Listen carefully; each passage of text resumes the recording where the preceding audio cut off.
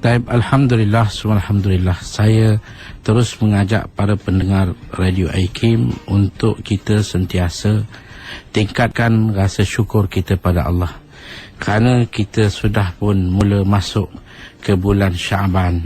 Kalau dulu kita di Rejab, kini kita berada sudah di bulan Syaban.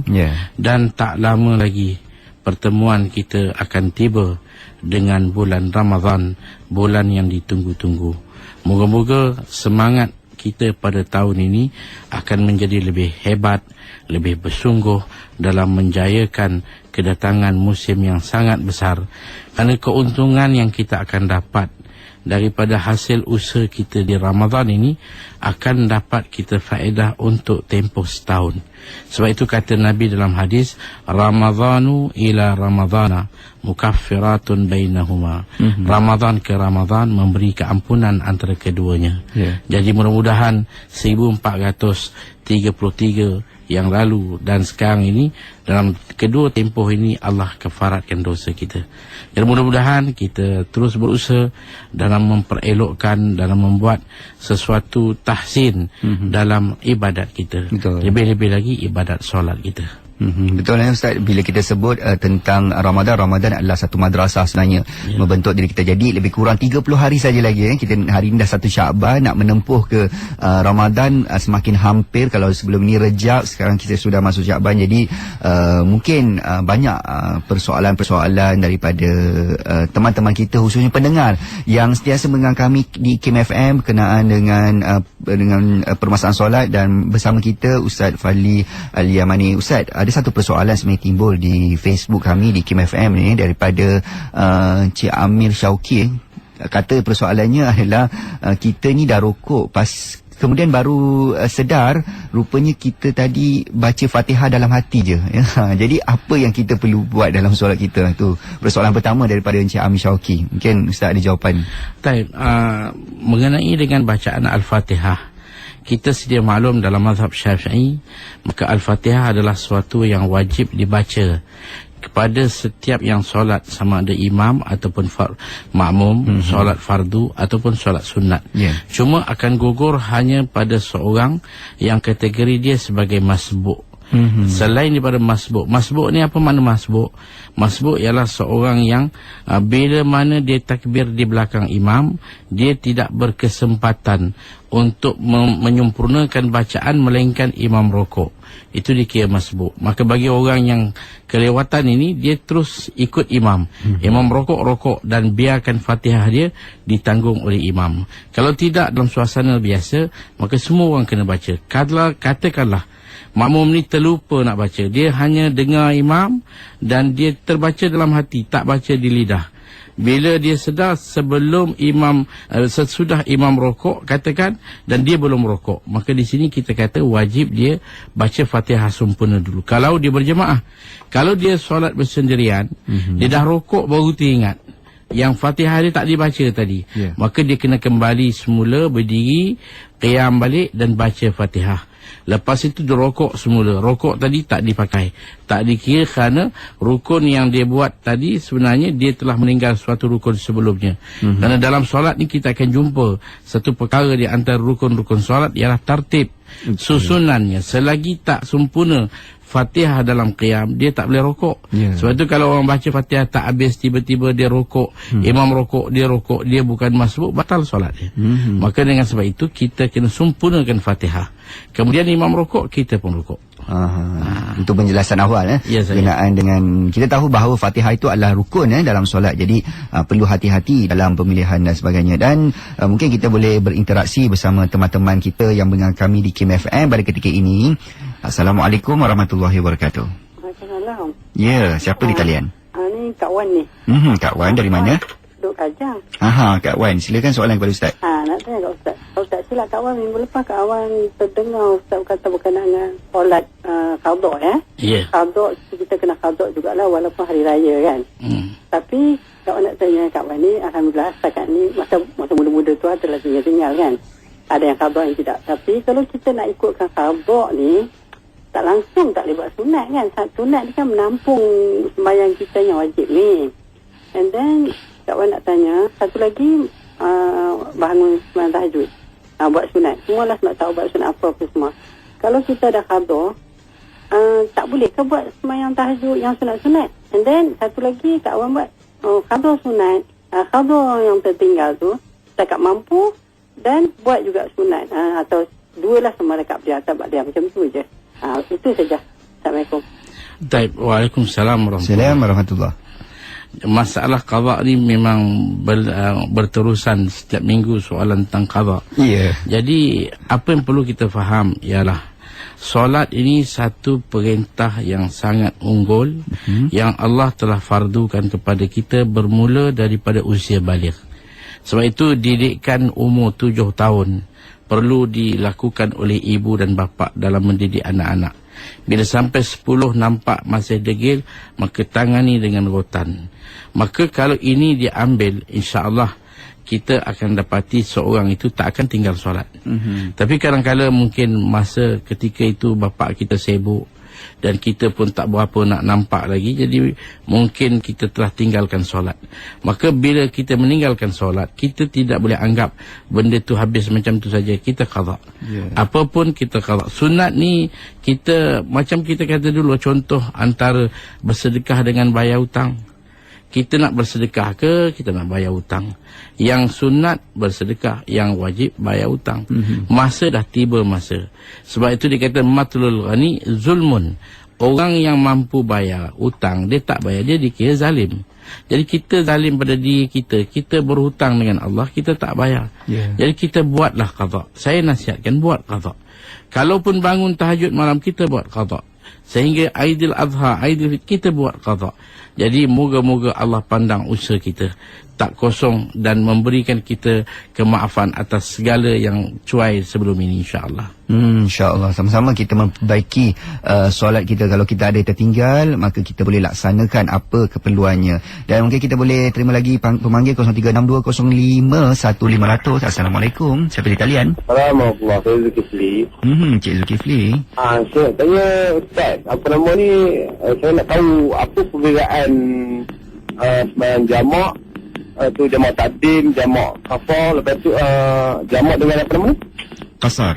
Kafar. Apa beza tu sembahyang jamak dengan sembahyang kafar. Lepas tu saya masbuk ni. Masbuk ni dia kalau macam orang masbuk ni, dia masuk waktu solat tu, waktu apa nama, imam dah rukuk, dia masuk lepas tu dia ambil rukuk tu, dapat ke rekaan tu? Okey, terima kasih. Terima kasih Encik Zul. Okey, Assalamualaikum. Assalamualaikum. Balik pada masalah qasar dan jamak. Dia suatu yang berbeza jelas. Qasar ni maknanya kita ringkaskan. Kalau 4 kita buat 2, maka dah tentulah yang kita boleh qasar hanya zuhur, asar dan isyak. Maghrib subuh kita jangan qasar. Kalau macam mana nak qasar, maghrib takkan nak buat 1.5, nak berhenti kat mana? Betul. Subuh takkan nak buat 1 pula. Jadi isyak, zuhur dan asar kita qasar. Qasar ni hanya dibolehkan bila kita musafir. Kita tak boleh di rumah kita qasar. Bila kita dalam perjalanan, dan perjalanan pula mesti perjalanan yang dibenarkan syarak. Jangan kita punya perjalanan suatu yang tak dibenarkan. Contohnya perjalanan yang haram. Dia niat nak pergi mencuri sebagai contoh, ataupun dia lari daripada bayar hutang. Kita cakap tentang hutang tadi. Hutang masa dah tiba dan duit semua dah ada tapi tak nak bayar. Bila orang datang cari, dia pun lari pergi ke tempat lain. Maka itu perjalanan yang tidak sah. Maka dia tak boleh qasar. Jadi dengan sebab itu kita kata qasar ni bila kita dalam perjalanan yang boleh, yang jaraknya ialah 2 marhalah, 96 km, keluar daripada kawasan kita, ujung sekali tempat kita, menuju ke arah mana pun, asalkan ke arah yang kita tahu, sama ada ke utara sekali, maka kita boleh qasar 2 daripada 4 kita buat 2. Adapun masalah jamak, maka kita kumpulkan 2 waktu. Dan ini hanya dibolehkan antara zuhur dan asar. Maka zuhur sama ada dibuat di waktu asar, ataupun asar dibawa ke waktu zuhur. Jamak takdim, zuhur ke waktu zuhur, asar ke waktu zuhur. Jamak takhir, zuhur ke waktu asar. Atau antara maghrib dengan isyak. Kita tidak ada jamak antara asar dengan maghrib. Kita tidak ada jamak antara subuh dengan zuhur. Jadi jamak ni terpulang. Kita boleh buat qasar dan jamak, makna dua-dua, ataupun kita buat jamak tanpa qasar, 4-4, atau satu saja qasar dan jamak 2-4 atau 4-2, maka itu tak ada masalah. Jadi yang penting kita dibenarkan, dipermudahkan untuk melakukan jamak. Balik pada soalan yang kedua tentang masalah masbuk. Masbuk ni, apa yang perlu kita faham ialah seorang yang bukan seorang yang lewat, yang mana dia ni ialah bukan seorang yang terkejar-kejar. Yang penting selepas dia takbir, jarak untuk dia membaca Fatihah tidak cukup. Melainkan kalau dia baca tak sempat habis, imam rokok. Maka bila dia masuk, katakanlah ini kalau dia masuk rakaat pertama, mungkin dia berada rakaat kedua, sebagai contoh dia lambat bangun. Daripada tahiyat dia terlambat, atau daripada sujud dia terlambat. Dia sujud panjang sikit, membuatkan imam dah bangun baca Fatihah dekat nak habis, baru dia bangun. Apabila dia bangun sempat 1-2 ayat, imam rokok, maka terus dia rokok sama dengan imam. Maka bermakna masbuk ialah seorang yang tidak ada ruang yang cukup untuk membaca Fatihah, melainkan imam rokok, maka dia terus rokok bersama imam dan dia dikira mendapat rakaat itu, insya-Allah.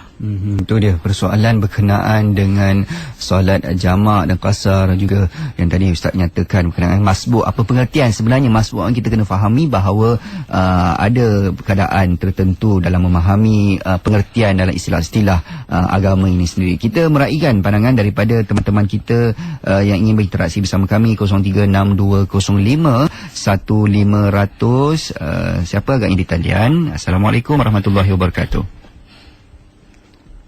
Hello, Assalamualaikum. Assalamualaikum warahmatullahi wabarakatuh. Okey, nampaknya tak jelas Okey, ataupun kita boleh Ustaz, kalau ada pengertian sebenarnya daripada teman kita di Facebook, kita raikan juga di Facebook IKIM FM pada ketika ini, ada yang menyatakan bahawa ini mungkin nak berhadapan dengan bulan Ramadan, persiapan. Salam Ustaz, bagaimana agaknya nak istiqamah solat tahajud untuk persiapan bulan Ramadan barangkali? Subhanallah, ini kita istiqamah ni satu perkara yang penting. Jadi macam mana nak istiqamah solat tahajud? Jadi kita nak usaha untuk bangun malam. Bukan satu perkara yang mudah, tapi istiqamah memang perlu kita berikan perhatian. Sebagai contoh, kita ni masalahnya jangan banyak makan lah. Itu yang kena jaga.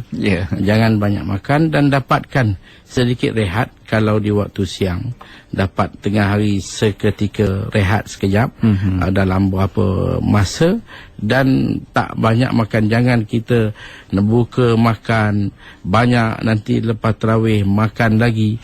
Alamatnya memang tak boleh bangun setengahnya. Bukan kata tak mau bangun, tak nak bangun pun. Jadi kita usaha.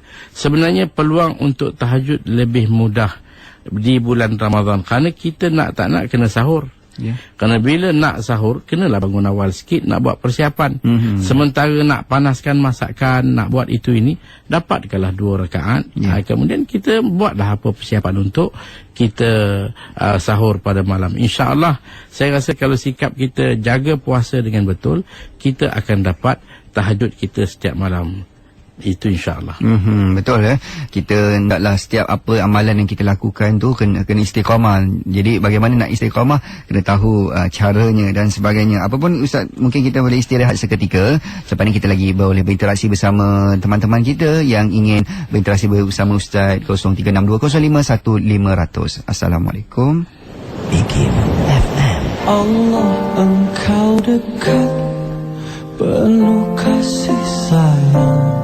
Takkan pernah Engkau biarkan hamba-Mu menangis, karena kemurahan-Mu.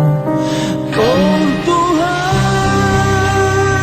satukanlah bukti kami dalam menyintai, Ridho atas pujian diri, jauhkanlah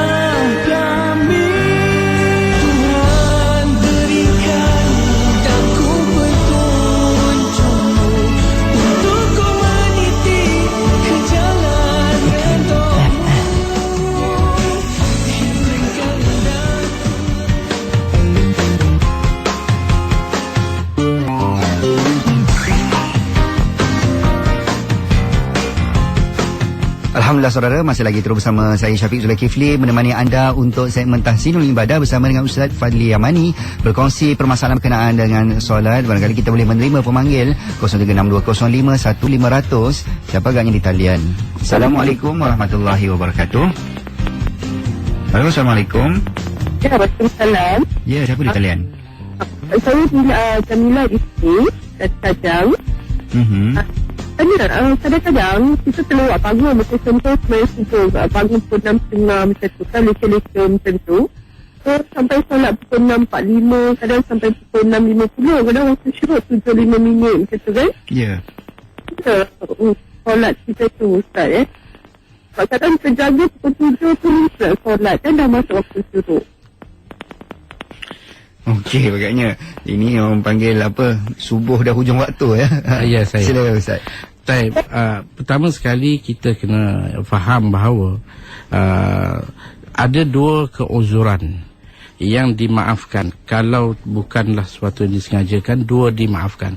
Iaitu pertama, keuzuran dia ialah kalau kita tidur, dan yang kedua kalau kita terlupa. Jadi masalah tidur ni suatu yang kita tak dapat elak, bukan dalam kuasa kita. Sebab itu kata Nabi, laisa fin naumi min tafrid. Bukan dalam tidur tu suatu kecuaian. Kalaulah kita tidur, syarat dia sebelum waktu. Jangan masuk waktu kita tidur, kalau terlepas tu salah kita lah. Maghrib dah masuk kita tidur, terlepas maghrib. Ataupun subuh dah masuk kita tidur juga lagi, kita dah dengar azan tertidur, terlepas, itu salah kita. Tapi kalau kita tak jaga, memang dah kita pesan ke, ataupun kita dah ingatkan siapa-siapa, ataupun tak ada siapa pun kejut kita, jaga dah lewat, maka itu suatu yang kita tidak dipersalahkan oleh Allah. Allah maafkan kita. Tapi apa yang perlu? Sunat kita segerakan. Bila bangun jaga, walaupun tinggal hanya 5 minit, 10 minit, kita segerakan untuk cepat-cepat dapatkan wudhu dan terus solat. Sekiranya kita sempat solat dengan takbir, baca Fatihah dan rokok sebelum keluar waktu, sempat kita rokok, maka bermakna solat kita itu dikira adaan, kira masih dikira dalam bentuk tunai. Tapi kalau kita tak sempat nak rokok, waktu dah habis, maka solat kita tu dikira qadaan. Ala kulli hal, kita teruskan solat. Bukan bermakna macam ada orang, dia terlewat, dia solat, tiba-tiba azan, dia pun berhentikan solat. Tak, teruskan solat. Azan dia tidak mengganggu solat kita. Cuma kategori solat kita ni sama ada qadaan atau adaan, bergantung kesempatan rokok atau tidak. Jadi jawab kepada soalan tadi, bila kita bangun agak lewat, terjaga lewat, jadi kita cubalah untuk buat usaha apa yang boleh. Macam sekarang ni kita bunyikan jam ke, atau pesan ke kawan, telefon sebagainya, untuk kita bangun awal. Kalau tak terjaga juga, bukan sesuatu yang kita boleh kita kata kita bersalah dalam hal ini. Kita dah usaha tak terdaya, terjaga, waktu dah nak habis, maka jangan kita berlengah, terus kita ambil wuduk. Jangan ada orang kata kita kena tunggu sampai matahari dah terbit baru kita buat. Tidak. Bahkan kita disunatkan segera dapatkan wuduk dan terus solat kita. Itulah apa yang perlu kita lakukan apabila kita berada di tahap di hujung-hujung waktu.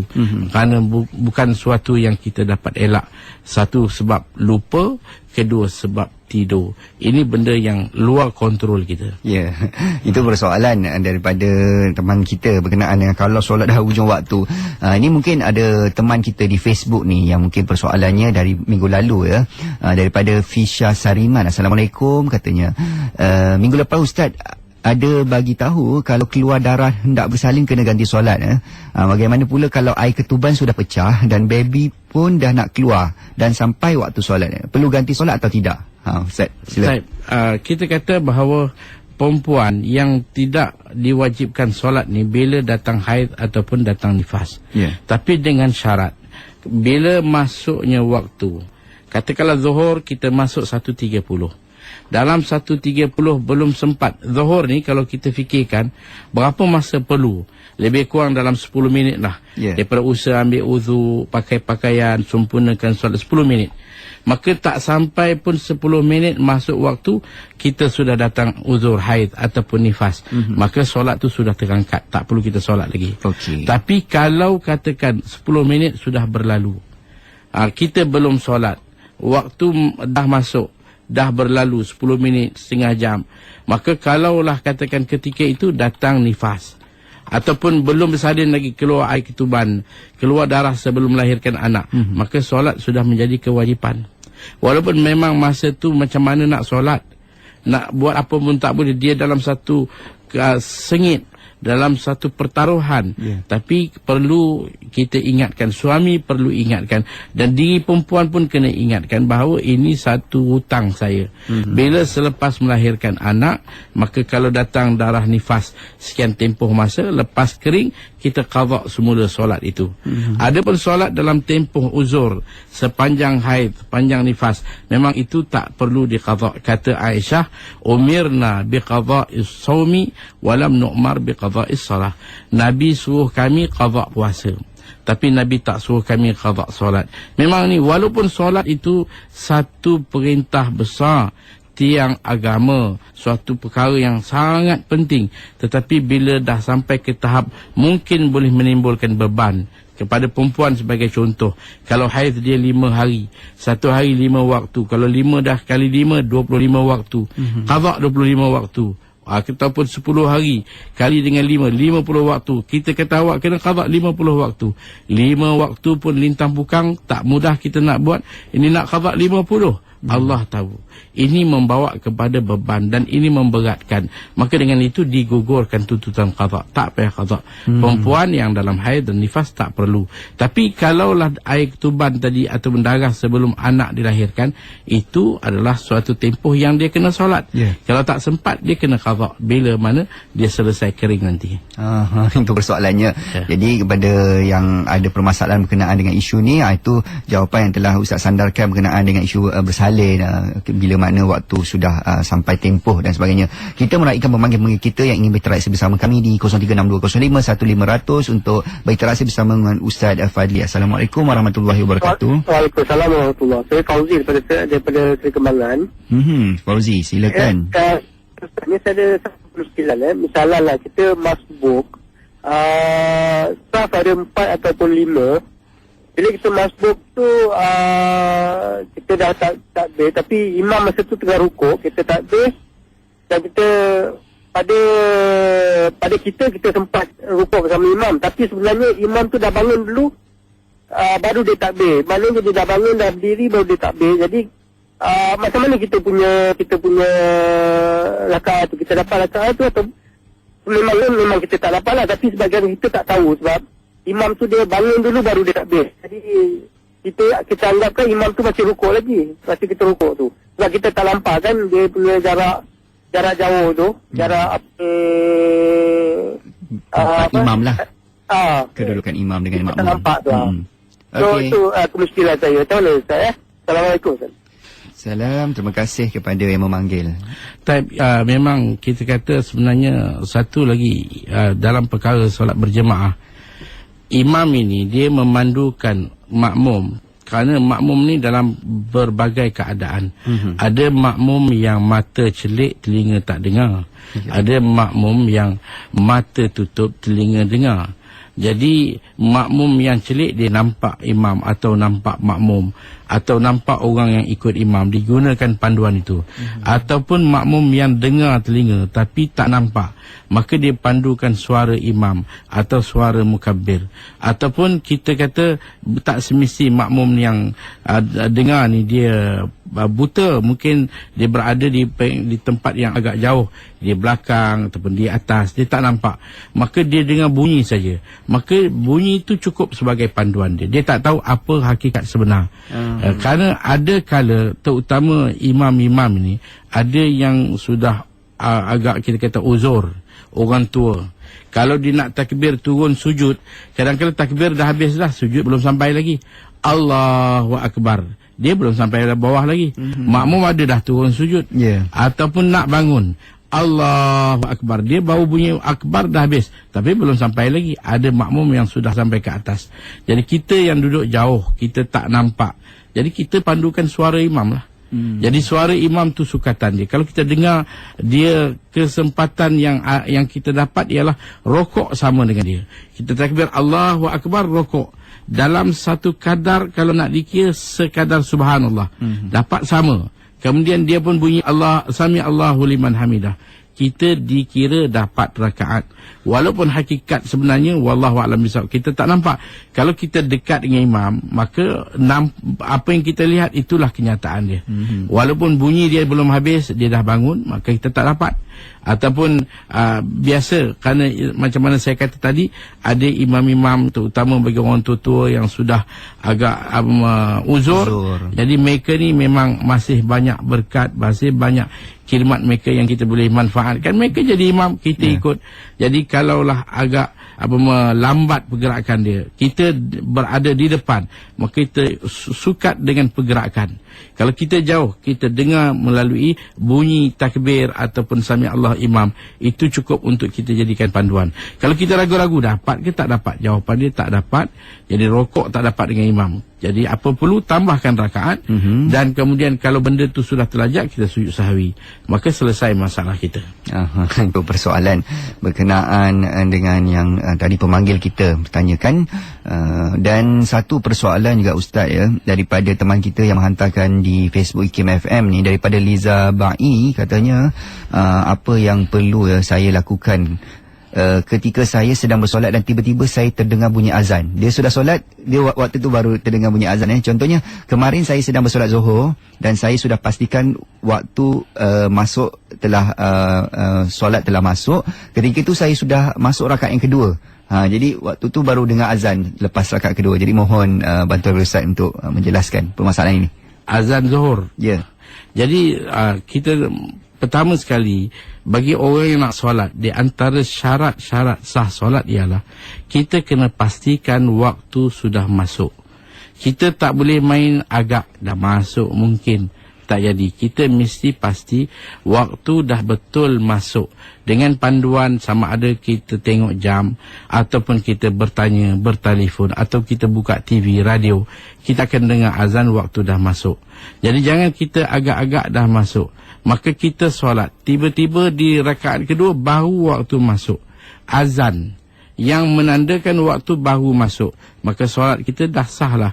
Yang mana berlaku sebelum waktu masuk, maka solat kita tak sah.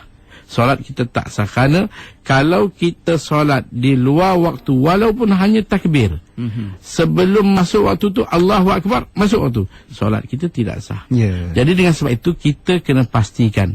Cuma kadang-kadang mungkin azan tu di masjid di kampung kita, kebetulan Bilal yang azan tu dia dah lewat, dia sakit perut ke apa tadi, dia lambat, dah 10 minit waktu masuk. Kita tengok jam 10 minit, tanya kawan, waktu dah masuk, buka radio dah, tapi belum azan di masjid tempat kita.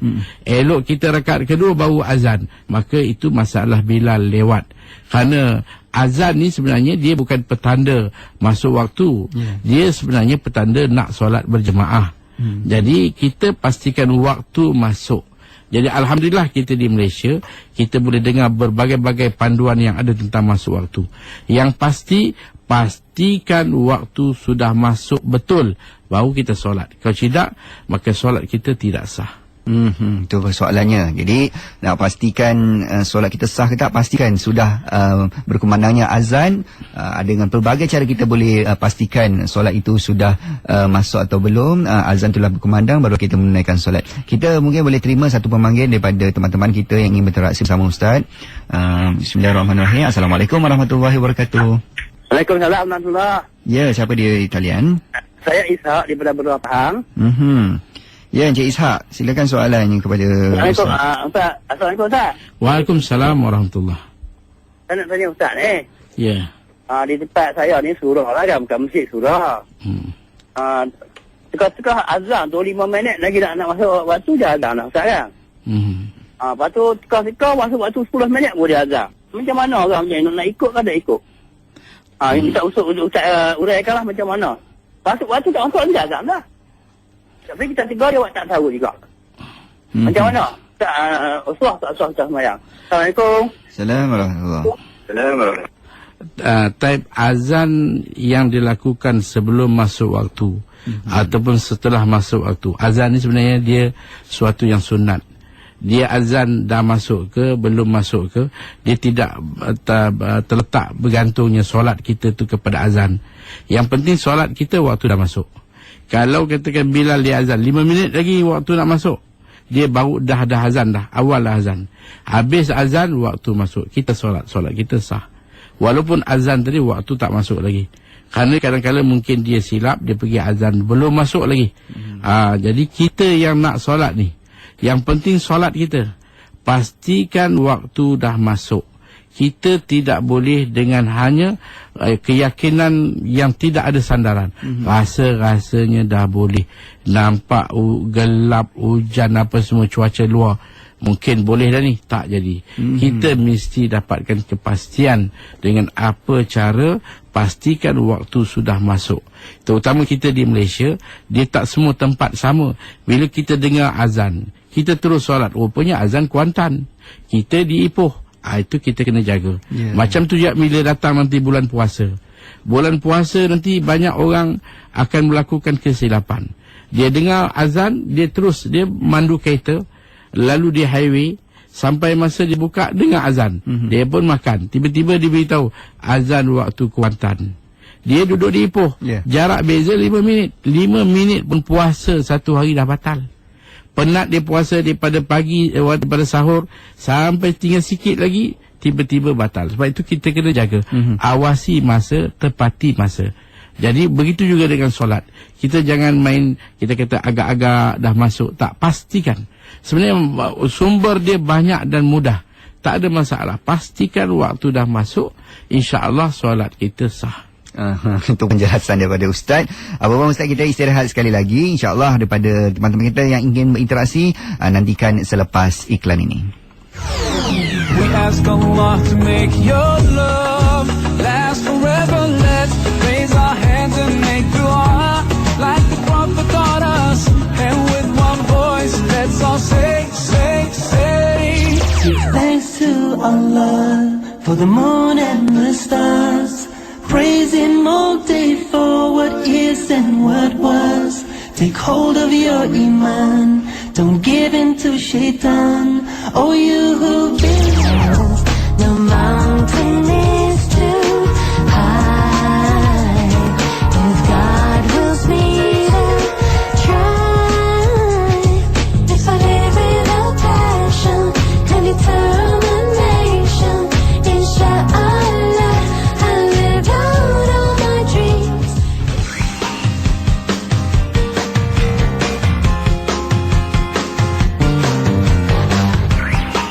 Terima kasih kerana bersama kami di KIM FM, pilihan utama anda. Masih lagi bersama dengan Ustaz Fadli Yamani, bersiaran dalam Tahsinul Ibadah. Kita membincangkan berkenaan permasalahan solat. Teman-teman kita yang berinteraksi bersama kami di Facebook IKIM FM, www.facebook.com/ikim.fm, dan juga boleh hubungi kami di 0362051500. Kita meraihkan pandangan dan persoalan daripada teman kita di Facebook. Siti Syafinas Muhammad Syahid katanya, Assalamualaikum Ustaz. Dalam solat berjemaah hanya 2 orang bersama anak lelaki. Dia solat berjemaah dan ada anaknya lelaki 7 tahun ya. Jadi bagaimana kedudukan anak lelaki tersebut? Betul-betul di hadapan atau di hadapan sikit sahaja? Jadi mungkin pencerahan daripada Ustaz sendiri, silakan. Solat berjemaah, kita kata sekurang-kurang berjemaah ialah 2 orang, imam dan makmum. Kalau ibu hanya boleh jadi imam kepada anak perempuan. Kalau anak laki-laki yang belum memayyiz, anak kecil ditumpang sebelah, itu tak ada masalah, tak dikira niat sebagai berjemaah. Tapi kalau anak yang 7 tahun, 8 tahun, 9 tahun, yang tahapnya sudah memayyiz, dah tahu dah baca Fatihah, dah tahu dah baca tahiyat, dah boleh solat dengan sempurna, cuma belum baligh, maka di sini kita kata bahawa ibu tak boleh jadi imam. Walaupun anak tadi belum baligh, ibu tak boleh jadi imam. Kalau nak berjemaah, anak tu jadi imam. Anak jadi imam kepada ibu, maka sahlah. Anak di depan, ibu di belakang. Kerana perempuan ni jemaah dia berbeza. Laki-laki kalau 2 orang, satu di depan, sebelah lagi di kanan. Tapi kalaulah perempuan, katakan suami isteri, suami di depan, isteri di belakang, maka ibu di belakang, anak di depan. Kalau anak kita yang kita dah didik, darjah 1, darjah 2. Sekarang ni memang kalau kita tengok pencapaian anak-anak, alhamdulillah, kadang-kala dia boleh menguasai berbanding dengan dulu 15 tahun pun tak tahu apa lagi. Sekarang ni 7 tahun, 8 tahun dah, Facebook pun dah ada dah. Jadi kalau dia dah boleh baca Fatihah dengan baik, dia dah boleh baca tahiyat dengan baik, dan dia tahu tentang bersih, kotor, najis sebagainya, maka kita boleh latih dia jadi imam. Dan tidak masalah dan tidak menjatuhkan kedudukan ibu, seorang ibu menjadi makmum kepada anak. Itu satu latihan yang bagus. Walaupun anak belum baligh, anak jadi imam, ibu jadi makmum, maka itu boleh. Kedudukannya anak di depan, ibu di belakang. Itu punya kedudukan dia. Baik Ustaz. Kita terima pemanggil kita yang ingin berinteraksi bersama Ustaz, insya-Allah. 0362051500. Assalamualaikum warahmatullahi wabarakatuh. Waalaikumsalam. Saya nak tanya kat Ustaz. Saya Intan dari Perak. Intan. Okay, Ustaz nak tanya kan kalau macam selagi qada tu belum habis, macam solat sunat tarawih pun memang tak boleh buat juga ke?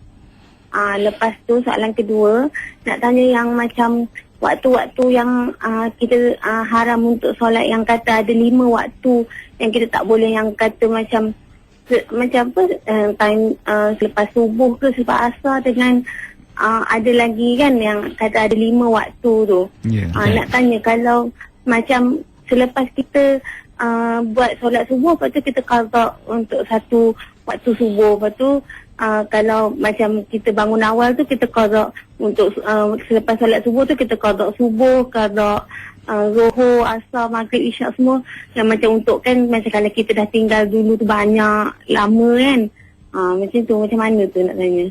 Terima kasih Intan. Assalamualaikum warahmatullahi. Balik pada masalah qada, memang soalan kita harap pendengar memang dapat orang kata timbul rasa sedar dan dapat kita insaf. Sebab itu soalan ni dibangkitkan berterusan kerana dia dah sedar apa sebenarnya yang telah berlaku. Sekian lama dia tak solat, hari ni dia dah mula sedar. Jadi dia nak buat juga kebajikan, solat sunat. Tapi itulah yang kita kata bahawa peranan dan tanggungjawab kita dalam menyempurnakan solat fardu adalah suatu yang menjadi perkara penting. Kalau kita tak buat, kita kena qada. Tahajud ataupun apa-apa sunat termasuk tarawih, itu hanya sunat. Kita tak akan menjadi salah kalau kita tak buat. Tak ada persoalan dia. Tapi yang fardu ni, sebab itu utamakan fardu. Qada dulu, qada. Imam buat tarawih, kita buat qada. Tak ada masalah. Yang penting selesaikan qada. Bila dah selesai, tahulah apa kedudukan kita dengan Allah. Allah dah tengok kejujuran kita, ketulusan kita. Betul. Balik pada masalah solat sunat. Ini pun satu soalan yang timbul pada minggu lepas. Apa yang perlu kita faham? Solat ni dia ada 3 jenis solat.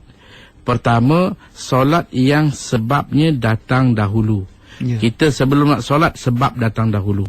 Dia panggil solat sunat, solat sebab mutaqaddim. Ataupun solat yang sebab datang serentak, dipanggil solat muqarin, sunat muqarin, itu semalahu sababun muqarinun.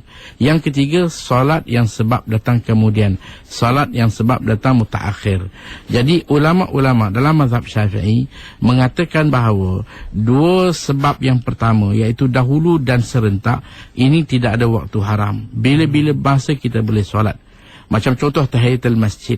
Tahiyatul masjid ni dia sebab dahulu, kerana kita masuk ke masjid, baru kita solat. Antara sebab iaitu masuk dengan solat, sebab telah mendahului, maka ini tak ada waktu haram. Cuma jangan disengajakan saja. Kita waktu lepas asar baru kita nak masuk masjid, itu tak boleh lah. Kalau benda yang tak disengajakan, kita boleh solat bila-bila masa. Kebetulan kita sampai lepas asar, kita solat tahiyatul masjid.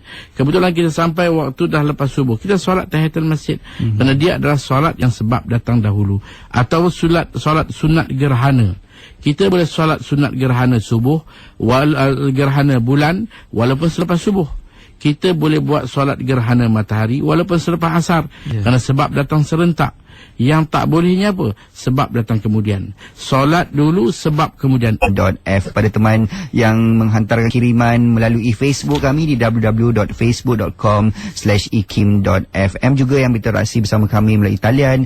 Sekian saja dan saya ucapkan terima kasih sekali lagi kepada Ustaz, dan moga kita jumpa lagi pada minggu depan. Assalamualaikum warahmatullahi wabarakatuh.